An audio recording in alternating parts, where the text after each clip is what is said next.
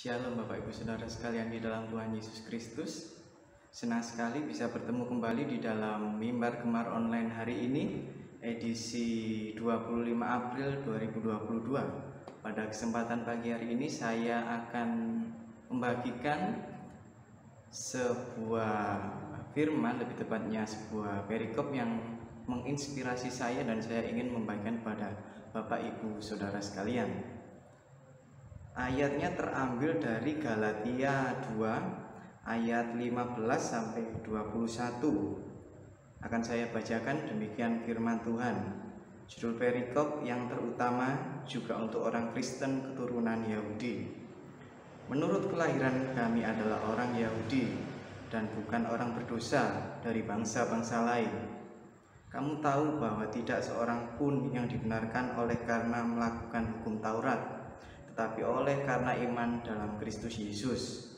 Sebab kami pun telah percaya kepada Kristus Yesus, supaya kami dibenarkan oleh karena iman dalam Kristus, dan bukan oleh karena melakukan hukum Taurat. Sebab tidak ada seorang pun yang dibenarkan oleh karena melakukan hukum Taurat.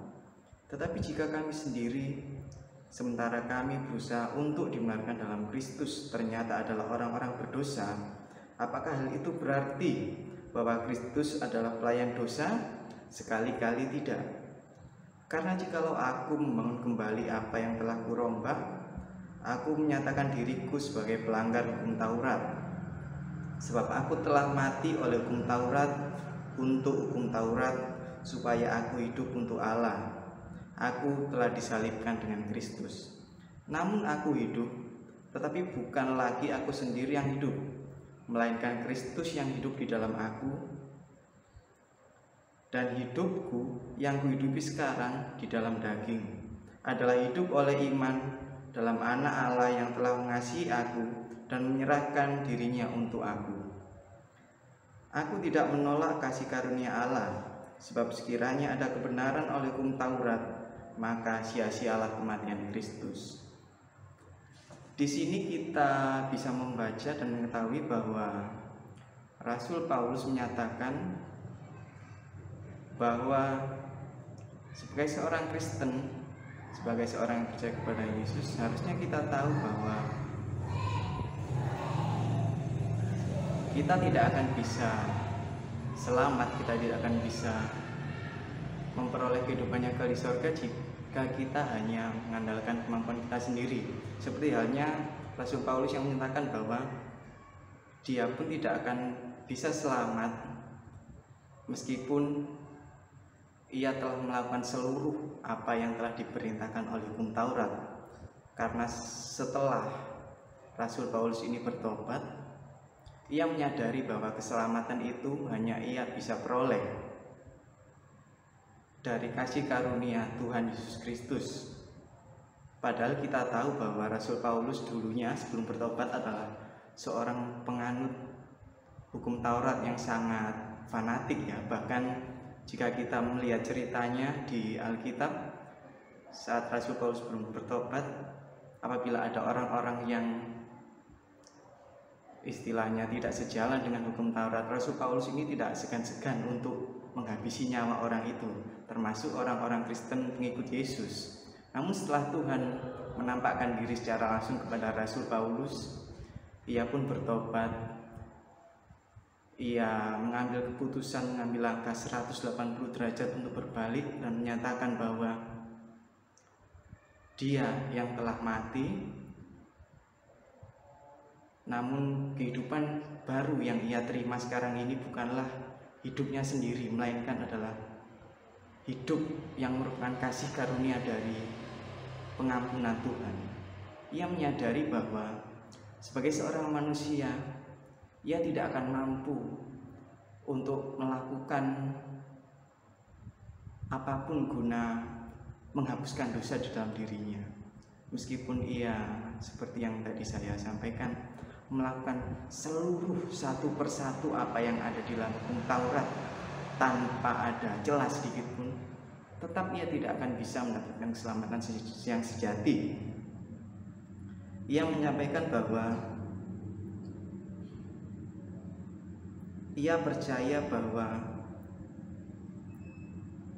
keselamatan yang ia dapatkan itu hanya bisa mungkin karena Tuhan Yesus telah mengorbankan dirinya di atas kayu salib, telah mati namun bisa mengalahkan maut itu dan kembali bangkit untuk menyatakan kuasanya, menyatakan mujizatnya kepada murid-muridnya dan orang-orang di sekitarnya waktu itu. Maka dari itu, setelah Rasul Paulus ini bertobat, ia pun mengambil komitmen untuk memberikan pengajaran yang baru yang melalui kebenaran, melalui apa yang ia sadari akan kasih karunia Tuhan itu. Demikian juga dengan kita, Bapak Ibu Saudara. Harusnya apabila kita sudah mengambil komitmen untuk percaya kepada Tuhan, kita harus menyadari bahwa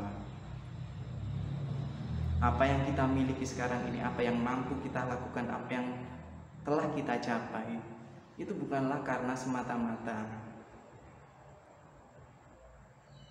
karena kemampuan kita sendiri dan untuk kebanggaan kita sendiri. Dan kita harus juga menyadari bahwa apapun yang akan kita lakukan, kita tidak akan bisa mendapatkan keselamatan yang sejati apabila kita tidak menyadari bahwa Tuhanlah yang sebenarnya membantu kita, membimbing kita, dan memberikan kasih karunia-Nya untuk keselamatan kita. Maka dari itu kiranya hari demi hari kita senantiasa sadar dengan penuh kerendahan hati, mensyukuri akan rahmat dan anugerah yang sudah diberikan Tuhan kepada kita, sehingga kita bisa melakukan segalanya dengan baik, bisa mencapai apa yang kita inginkan, bisa mencapai keberhasilan yang telah kita dapatkan. Itu semua tidak luput dari Tuhan yang ada di dalam kita, melalui firman-Nya, melalui Roh Kudus yang sudah diberikan dalam hidup kita. Maka hendaknya kita menyadari akan hal itu dan mengambil komitmen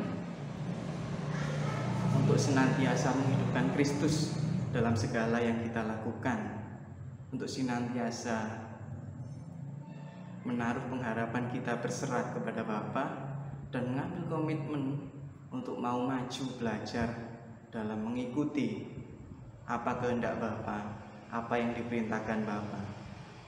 Terutama di saat ini yang beberapa hari lalu baru kita rayakan melalui kematian Tuhan Yesus dan kebangkitannya di hari Paskah, kiranya bisa senantiasa mengingatkan kita, menguatkan kita untuk semakin berusaha, berjuang, dan tidak mudah menyerah dalam mengikut Tuhan Yesus. Karena kita bisa hidup sampai sekarang ini hanya karena kasih karunia Bapa, dan kiranya kasih karunia ini senantiasa ada sampai nanti di kekekalan kita bisa bertemu dengan Tuhan Yesus kembali. Demikian beberapa yang bisa saya bagikan pada pagi hari ini, kiranya bisa memberikan inspirasi bagi kita semua. Mari kita berdoa. Bapa dalam kerajaan surga, kami bersyukur atas kasih karunia-Mu, atas pengorbanan-Mu di atas kayu salib, atas penebusan-Mu yang sejati. Engkau yang telah rela turun ke dunia, mati dan disalibkan, hanya untuk menebus dosa kami yang tidak layak ini, Tuhan. Kiranya melalui pengorbanan-Mu, melalui peringatan akan pengorbanan-Mu dan kebangkitan-Mu yang baru saja kami laksanakan, bisa semakin menguatkan iman kami, menguatkan komitmen kami untuk semakin berusaha mengikut Engkau, Tuhan. Kiranya Engkau senantiasa membimbing kami melalui firman-Mu, melalui Roh Kudus-Mu, sehingga kami bisa senantiasa kuat dalam melangkah menghadapi segala ujian, cobaan, tantangan dalam hari-hari kami, untuk bisa bertumbuh dan semakin menjadi seperti yang Engkau kehendaki.